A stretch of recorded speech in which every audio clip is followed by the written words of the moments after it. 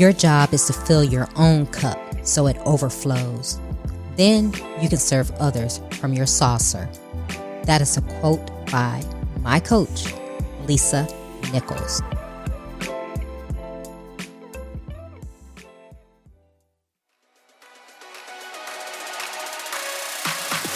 Welcome to Trina Talk. This is the podcast where guests share their stories of pursuing their passions, living a fulfilled life, and empowering others. Each week, I talk with inspiring leaders, business owners, and people with amazing stories from around the world in unscripted conversations as they share their successes and failures. This podcast is all about empowering you to keep striving in your personal and professional life. I am your host, Trina L. Martin. Hello, welcome to Trina Talk. This is episode 105. The topic of this week's episode is Nurturing for Healthcare Providers. My guest this week is Dr. Viola Pierce. Dr. Viola Pierce is the CEO and founder of VP Nursing Leadership, Training, and Coaching. She is a nurse with more than 25 years of experience. She has worked in various specialties in the nursing industry to include urgent care, OBGYN, home health, and nursing homes. She has spent the majority of her career in emergency medicine. Her business, VP Nursing, Leadership, Coaching, and Training, is an organization that is focused on the nurturing of healthcare providers. As a result of the training and coaching by the team at VP Nursing, healthcare providers are able to deliver comprehensive care to their community of patients. Hi, Dr. Viola. Welcome to Trina Talk. Hi, how are you? Doing well. What you been doing with yourself? Just living the dream. Living the dream. See, if you guys don't already know, we are friends. We know each other. So we kind of got the sister girlfriend vibe going on. So this should be a fun episode for everyone. Yes. Okay. So let's get down to business. So with Trina Talk, I always ask people to give a brief synopsis about who they are and how they came to be where they are, because you are a doctor. You have a doctorate in nursing, correct? Correct. Okay, so you are a doctorate in nursing, but you are a CEO. You have your own business, and you are doing some amazing things. So why don't you tell the listeners who Dr. Viola is? So the very brief synopsis is that I just had a month, and this is probably about my 19th year. I've been a nurse for 27 years, about my 19th year of nursing. Just a month where I had just a lot of death. I worked in the emergency department at that time, and then just struggled through that process. And so I knew that I needed to create something for healthcare professionals to make their lives a lot easier. And so our goal at VP Nursing is, and so I decided for the company to come about. And so our goal of VP Nursing is to for healthcare professionals to equip them to be spiritually and physically fit, financially stable, able to lead with integrity, to decrease error at the bedside, increase resilience, and for them to lead a full empowered life. And so that is our goal. And then we have the 5 pillars of success, which is family, fitness, finance, spirituality, and leadership. And we actually started the company prior to COVID. But now that COVID is here, it's super important to let your healthcare professionals know, and for them to receive coaching as it relates to that, because it's tough out there. People say that we signed up for COVID, but we didn't sign up for COVID. We didn't sign up to die, right? We didn't sign up not to have PPE. I was very fortunate in our company in which we did have it, but there are plenty of nurses who didn't have it, and there are nurses who have died because of that. That's not something that they signed up for. And there are nurses that are exiting the profession, and so we can't have that, because you won't have nurses to take care of the patients. So true. And this pandemic has actually, if not everyone, I can speak for myself, has made people appreciate people like you who are on the front lines. I mean, I know front lines because I'm military, but you're the front line that we need each and every day. So with this pandemic, how has it changed you as a person and going forward in your profession? So, fortunately, I'm very. I've had that spiritual foundation, and I've had that strong.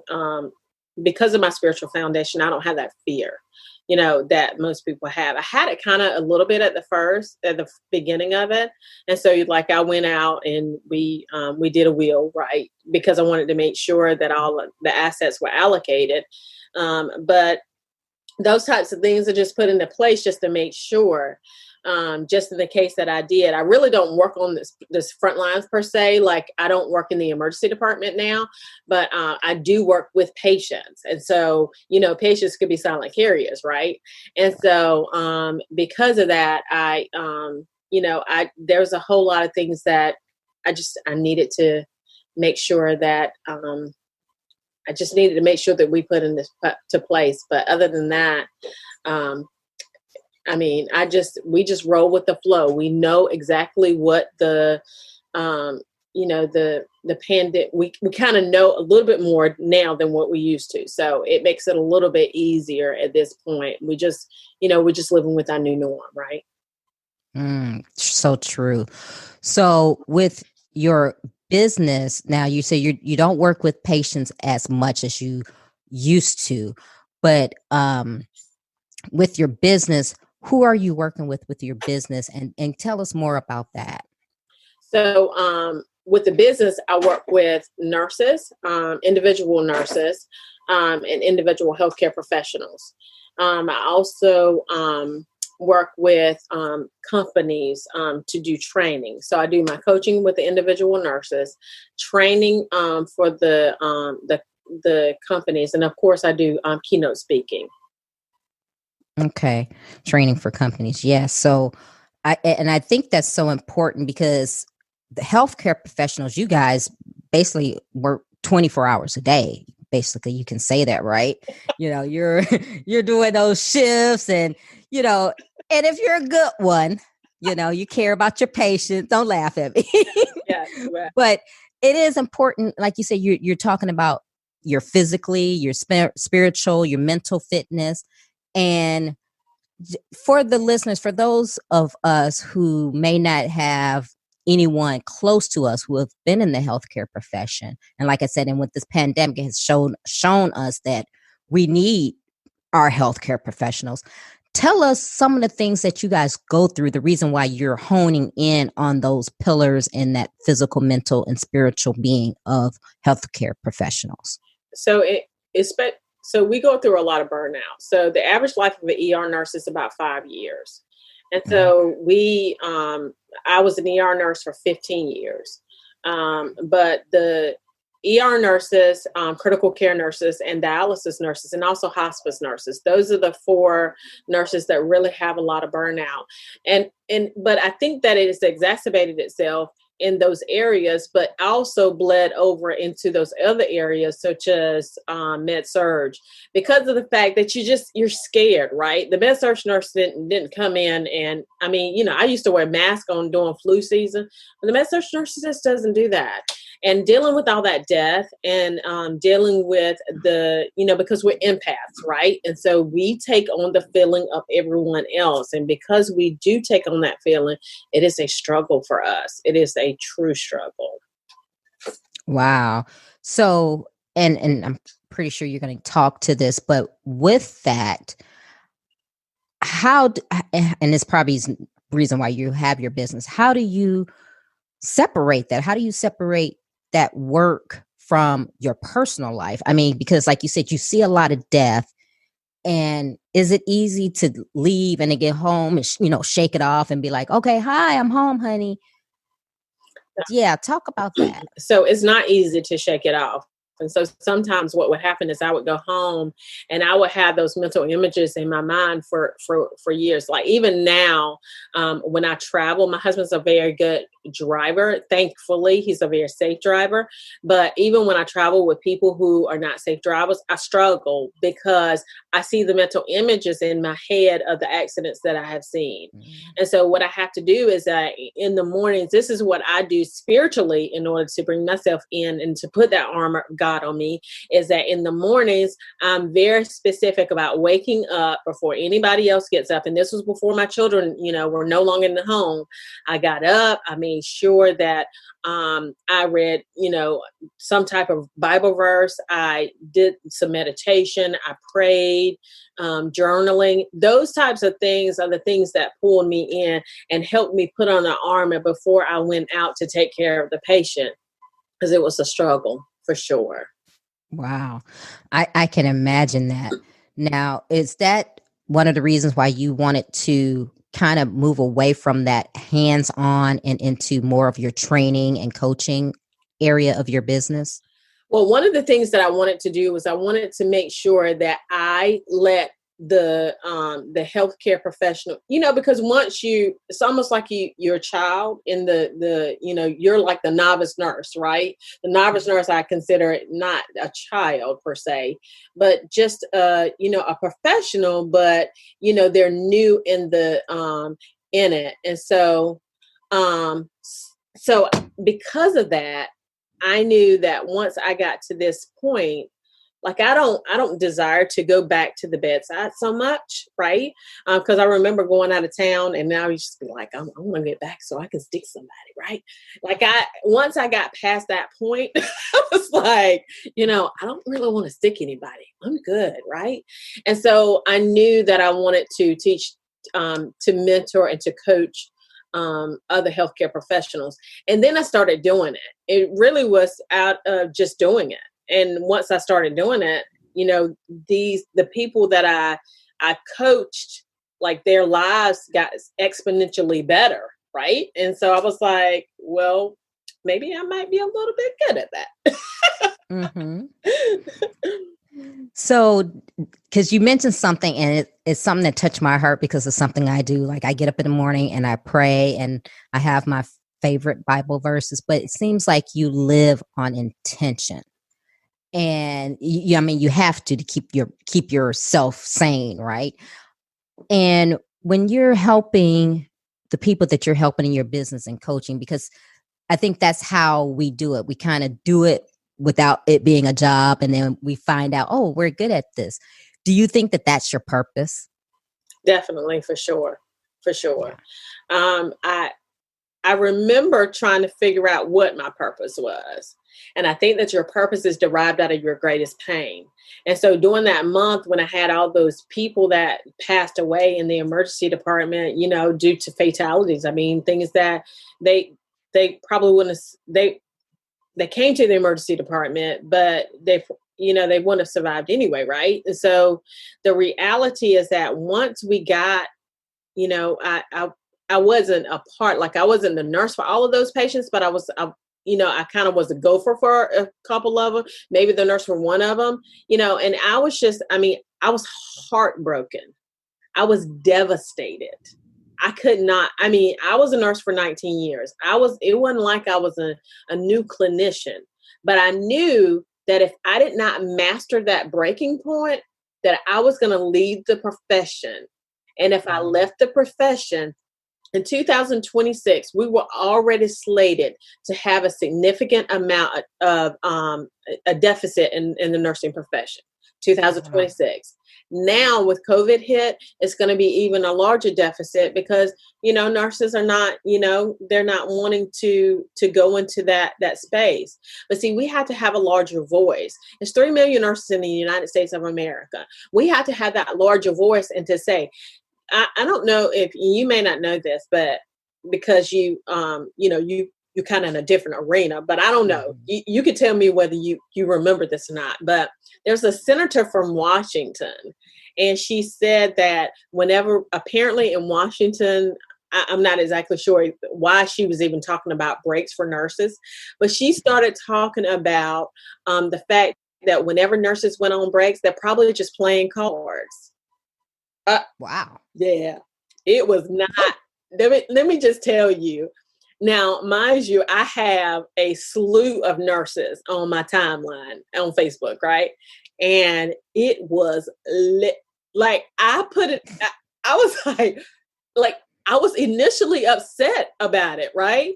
And then probably about 2 hours later, I just feel sorry for her. Like Yeah. she has no idea what kind of beast she has woken up. Okay.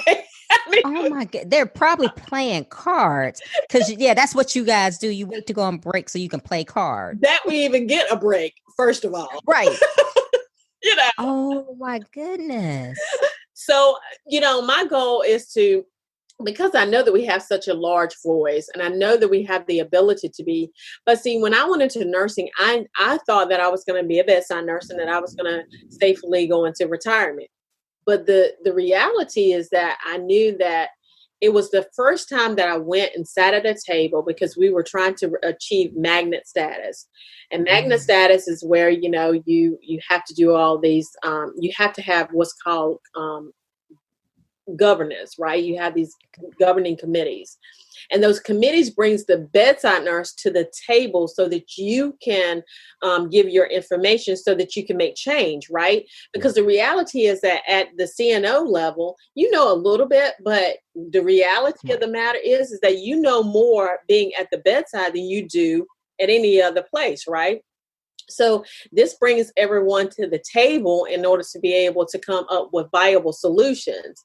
And so that was the deal. Once I went to one of those governing shared governance committees, I was like, oh, well, that changed because I said something.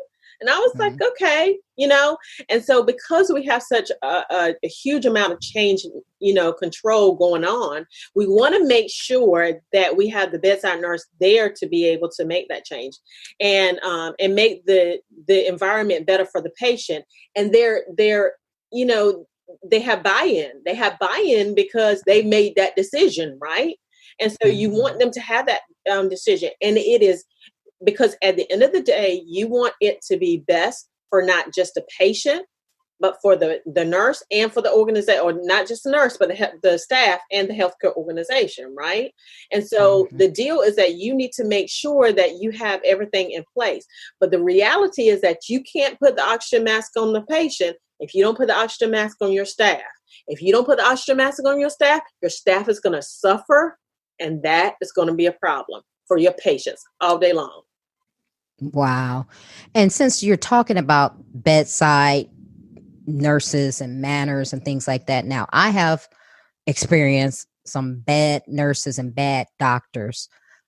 What do you do when you come across people like that? What can people do? Because you're almost at the mercy of that person because you want to get treated, right? But then you come in contact with somebody who's got a bad attitude or they, whatever. How, as a patient, should I handle that? So as a patient, you should call the charge nurse or the person who is in charge. And and for lack of better words, I mean, unless you can't, if you don't get in a resolution with that, then you need to, you may need to go to another hospital. And patients have those choices, right? They have those choices to go to other hospitals. But you call the charge nurse, and typically, because the charge nurse is there to resolve situations. They're there to resolve. They're there for, to make sure that the staff is taken care of, but they're also there to make sure that the patient is taken care of. And sometimes you just have to, look at the situation. I mean, I've had situations, and I have to look at it as a charge nurse, because I was one for many, many years. You have to look at the well-roundedness of it, right? So I have to look at what's going on in my department and what's going on with that person. Sometimes people, and that's the deal with having given nurses this coaching, right? Because if you coach nurses in these areas, then they're able to show up full and at the bedside. Because the reality is that if I'm worried about my car getting repossessed, or if I'm worried about my children because my family is all screwed up, or if I don't feel good because my fitness is out of sync, then that's when I don't show up at the bedside fully able to take care of the patient. And that's the value of it. That's the value. Because at the end of the day, you want to make sure that you have as safe and efficacious care for that patient as you can ever have. I mean, as you can tell, I'm just a little bit passionate about this. But anyway. And I'm glad you are, because I don't think enough people are, but I'm glad you are.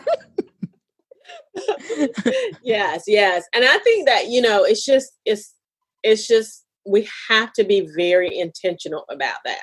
We have to be very intentional, because I was a good clinician, but I will admit that whenever I went into leadership, I was not necessarily a good leader, right?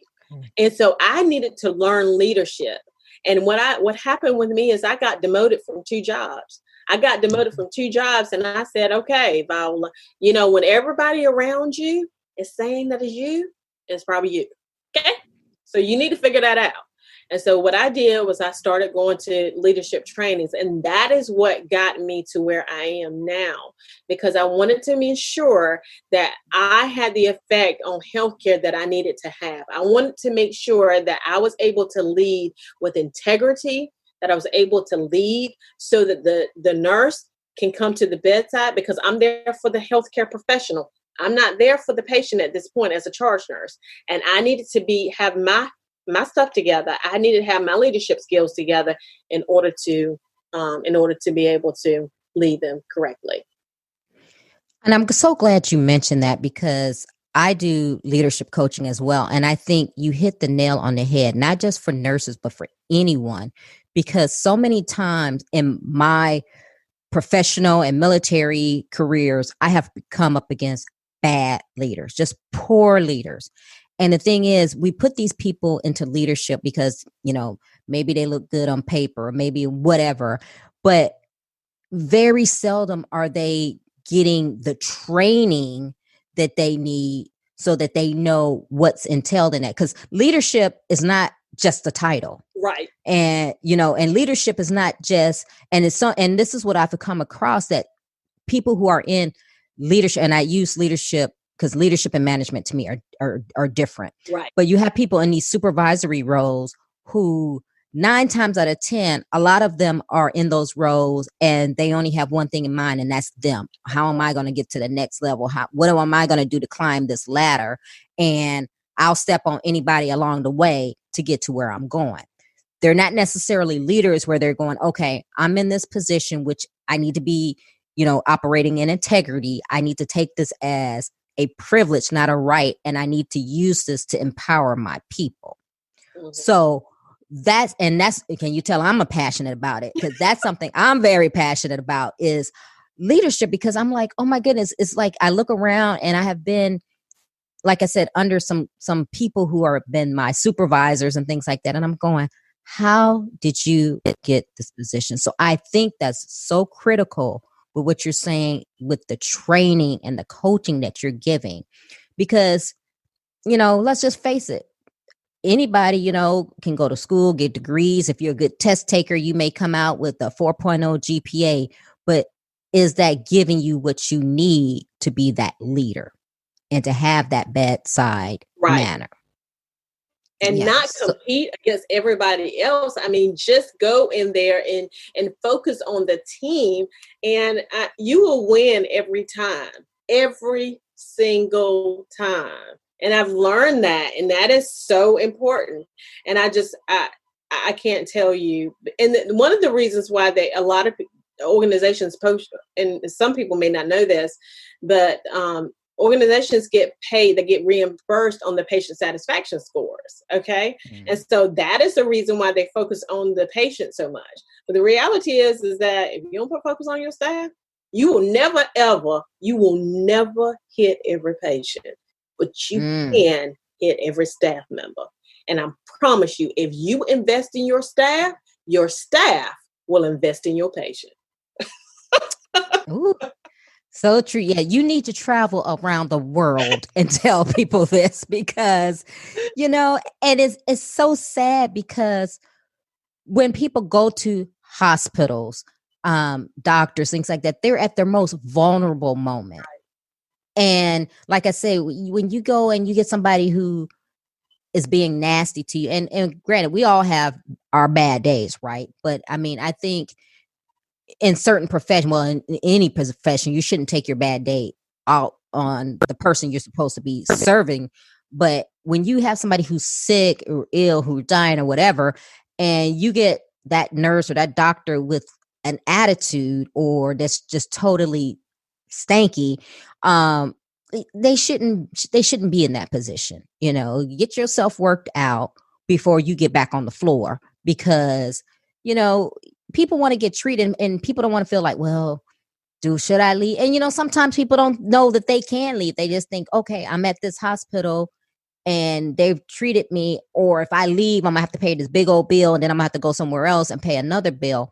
So I just think it's so important and it's so critical for people to know these things and to get educated. So I know you just had a summit, a big summit. So why don't you Yeah. tell us about your summit and what was all entailed, and what did you train on? What did you coach on? Just tell us about it. Take us through the experience. Yes. So we actually had to pivot to the virtual stage, obviously, because of COVID. But the name of the summit is called Balanced and Brilliant Healthcare Professionals, Tapping into Your Greatness.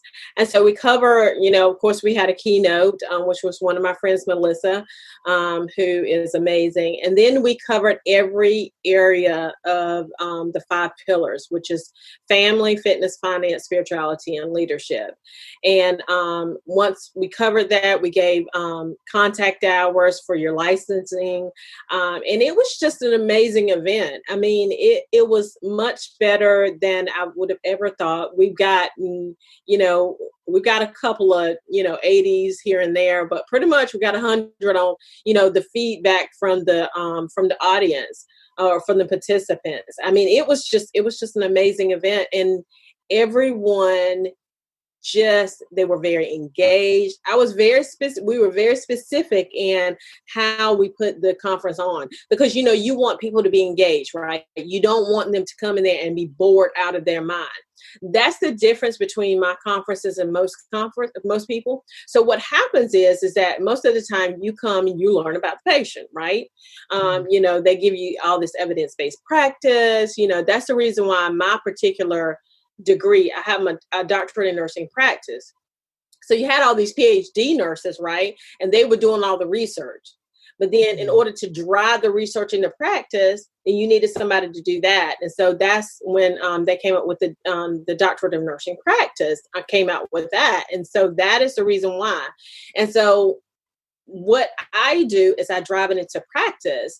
And so this is a part of my practice, is driving it into practice. And so we talk about the healthcare professional. Most times you come and you talk about the patient. Again, we don't talk about the patient. I mean, we love the patient. We want the patient to be taken care of, and ultimately they will be taken care of. But we've got to put the oxygen mask on our healthcare professionals first, period, point blank in the story. And it is so many times when that has not happened. And also the difference is that we don't really talk about self-care in that, it's self-care, but it's not just that, right? It's the whole well-rounded being. That's the whole difference in it. It's because it hits every area of your life. And so that, and all in itself, and the practicality of it gives you, because the way that you change your life is via habits. And so what we talk about is your habits. We talk about what you should do in order to change that. Consistency separates all-time greats from one-hit wonders, okay? The sort of Stephen Furtick, he says that all the time. And so that's the thing. And people don't care how much you know until they know how much you care. And so those things had just changed the way that I operate. And if every healthcare provider could have been at that conference, it would have been amazing. Amazing. Yeah, I think so. I'm not even in healthcare, but that sounds like that was a good one to be at. Now, how often are you going to do these summits and conferences when we finally can be able to be around other people? So initially it was going to be annually, right? But what we were going to do is we're going to do the retreats and then do also the conference. But I think we're going to probably do it twice a year now until we can get back to the point where we can do a retreat, because I really want to do a retreat for the healthcare professional also. So Oh, great, great. And you have a live show that you do daily. Is it daily or what? it is on Mondays, Wednesdays, and Fridays. It's called Morning Infusion with Dr. V. And basically we pull in healthcare professionals who are thriving at whatever area they're thriving at. So whether it be family, fitness, finance, spirituality, or leadership, which is our goals. So either one of those, we bring them on and we talk to them, and basically I send them the questions and we just kind of talk back and forth, just having a conversation, and we just have a good time. It's from 7:30 to 8 o'clock Eastern Standard Time, and it streams live on Facebook and on YouTube. We're trying to get LinkedIn. They're a little bit stubborn, but hopefully we can get them soon. I've been waiting for a long time. Well, I don't feel so bad because you're the technical guru. They're very stingy with their giving out access. So yes, YouTube, LinkedIn.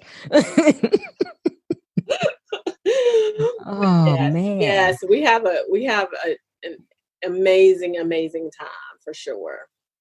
Good. That sounds very empowering. And it's like you said, you're bringing the practicality to it. You're not just talking stats and the book facts of healthcare.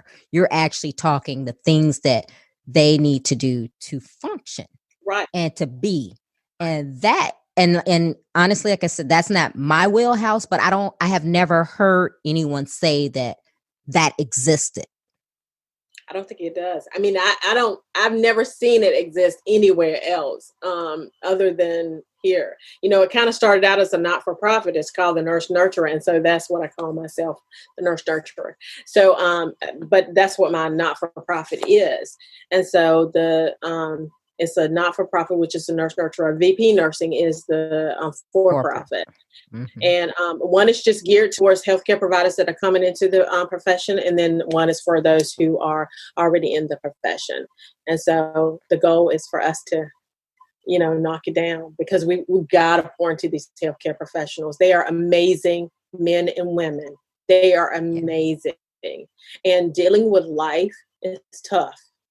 The difference between, and I say this all the time, like if you deal in the logging industry, like you may, order an extra 100 logs, right? Mm-hmm. And you may lose some money, but the difference in ours is that you lose lives.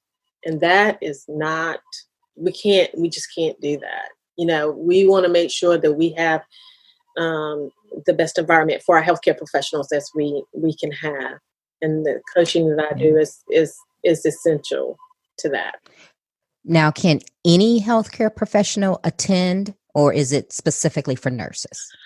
So right now, it's more specifically for nurses. We'll probably open it up to what we get for nurses is contact hours or CEUs.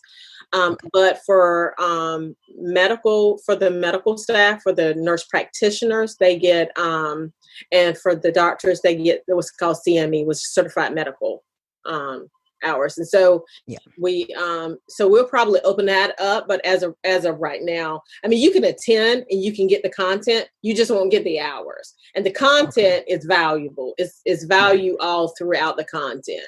So Okay, great. Well, we're going to get into our questions. Are you ready? We're ready. All right. Who or what motivates you? I would have to say between my husband and my children, they are definitely what motivates me. And it's because I want to leave legacy. I want to make sure that they see the progress. I want them to know that, we did everything that we could in order to, I want them to have generations upon generations upon generations of wealth. I mean, that's just what that is. And I want them to know that what it is like to impact, multiple people across, multiple races and cultures. And yeah, I just want them to see what that process looks like. I want to be the representation for them. I think that they're probably my driving force. That's beautiful. What demotivates you? I think just being, I recently went, because there's not really much that demotivates me. But I recently went, I guess not vegan, but pescatarian, because I just felt bad, right? All the time. And so that's probably the thing that probably demotivates me, is just being tired, other than that. But once I change my diet, like, I have all this energy and I'm good. So there's nothing that demotivates me. And it's because of the purpose, right? The purpose is so important. And so, nothing's going to stop it. It's a train now. We're going. Okay. When was a time that something was said or done to hurt you, but it worked for your good? I went up for a position, manager position, actually. That was the last time that it really, really hurt me. But the reality is that manager position would have eaten me alive, because it was such a demanding position. But it ended up working out for my good, because I left that job and I went on to get my doctoral degree. So, hey, we're in the business. We're good. Good. Because, everything works together for the good. Yes, it does. Yes, it does. Those that love the Lord. Woo-hoo. Yes. Amen, amen, amen. What is your fear? My fear is probably that I won't make an impact. That's probably my biggest fear. And of course I have, just, crazy fears, like, I want to make sure that my children are safe and my husband is safe, because, he's precious, and my mom is safe, but those are my fear. My biggest fears that I won't make an impact. But I don't really fear a whole lot, because, Cause you're superwoman. I know. No, I'm not superwoman, but I stop, because fear it takes the wind out of your sail, right? And what's going to happen, right? If I wouldn't go out and ask 100 people, something, and, I don't know, 75 of them say no, right? I got the 25.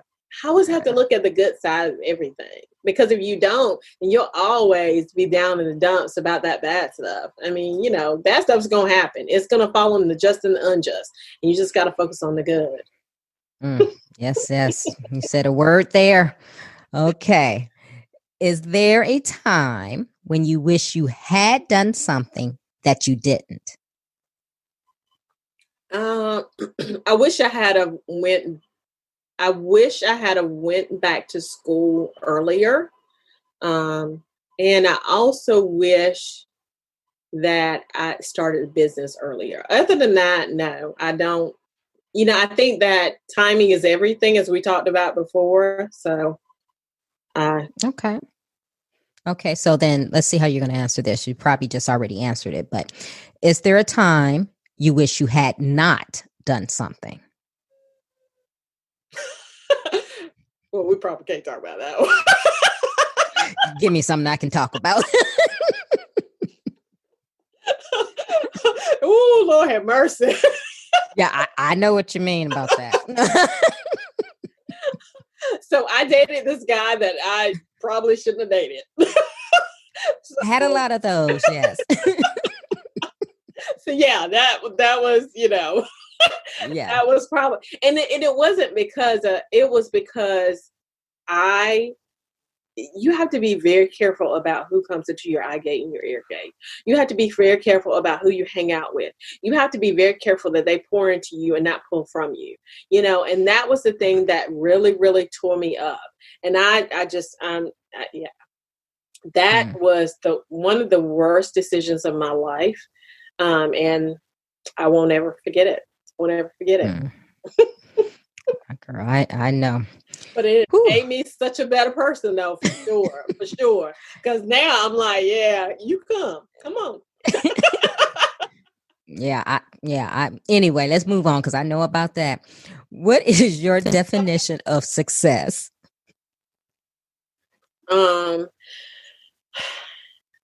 My definition of success is raising children that understand the value of themselves, understand the value of who they are.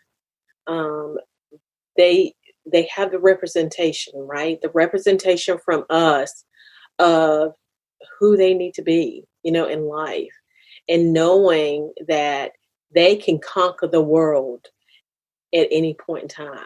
That is my definition of success. That is they've really always been my driving force.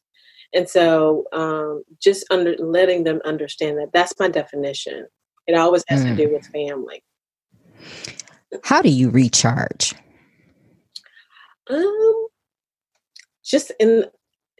don't typically need, well, that's not true. So I just spend a day just kind of just chilling, not thinking about the business, looking at, some silly movie, usually some romantic movie that my husband says is boring. Of course he would. They never want to watch what we watch. But, because he wants to see the gunfire, shoot 'em up stuff. Mm-hmm. Just like that. But yeah, it's usually watching a very because I need to, whenever I watch a film, I want the film to speak to my heart, right? And so when I have those days when I can do that, and then just kind of spend some time with God in the morning, that is my biggest recharge. It's in the morning. That 15-30 minutes with God is it definitely pulls that, makes my day a whole lot better. What are you awesome at? What am I awesome at? Well, you know what? It's kind of funny because I don't want to talk about myself like that, but I think I'm awesome at looking at the good in people now. Because I used to look at the bad in people, and I used to be fairly good at that, right? And I think the reason why I used to do that is because whenever you come into the emergency department and you see people at their sickest, you have to have an eye for a patient whenever they come in. You got to be like, oh, we got to get that one back next, right? You got to be able to prioritize based on how the patient looks and what the patient's vital signs are, so on and so forth. And so you're always looking at the bad, right? And so I was always looking at the bad in people. And nurses know this. We have a lot of incivility in nursing, okay? We used to. We didn't have it as much anymore. But we had a lot of incivility in nursing. And so I grew up in that stage where, hey, if you ain't do it right, they were coming after you, okay? Mm. And so, and that's just not a good environment to grow up in. And so now I just look at the good in people. It's just like, I'm really good with loving you through your mess. I can't, that's the only thing that I can do. T.D. Jakes put it best. He said that if you had if you had a test, if it had 10 items on the test, and that one question was worth 91 points, and the rest were worth 1 point, okay? And you answer that one question right, the question would be whether you love God and whether you love people. And if you can get that right, then, because there are people who are always going to have differences from you, right? They're always going to not believe in the same, political candidate. They're not always going to believe in the same religion. They're always, that's what makes us different. That's what makes the world go round. But if I can love you, even in that, that agape love, I don't have to hang out with you all the time, right? But I just love you through it. So I think that's probably one of the things that I'm much, much better at than I used to be. So. Wow. Yeah. Bishop Jakes, he's my pastor. So yeah. Oh, is he? Look at him. Yeah. .com. What legacy do you want to leave? I just want them to know. I want the company as a legacy for them. I want them to be able to. The reality is that I want them to understand the impact that they make on other people. Understand how to make that impact. Understand how to be amazing.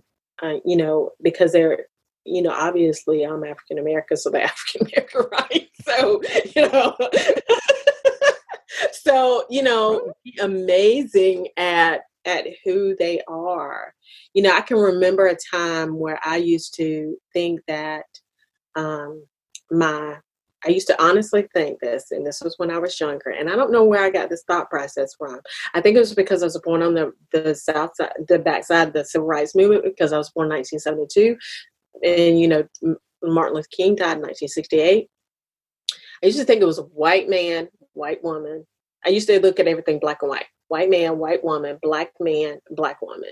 And I used to think that I had to scrape and scratch in order to get to where I needed to be. That was one of the reasons why I pursued my doctorate. And it was because I felt like I needed that in order to validate myself. But see, the reality is that is how you feel about yourself. That is the biggest thing. How others feel about you ain't none of your business, right? And so you really want to make sure that you understand that you are powerful enough to do amazing work outside of that. And so that is what I want to lead to them, is that they can conquer the world, and they can only, because they can have a high school diploma, they can have whatever they need, but they just need to know that they are amazing. And that's the biggest thing that I want to leave to them. So. Yes. All right, Dr. Viola, give the listeners one motivational takeaway. One motivational takeaway that I always go for.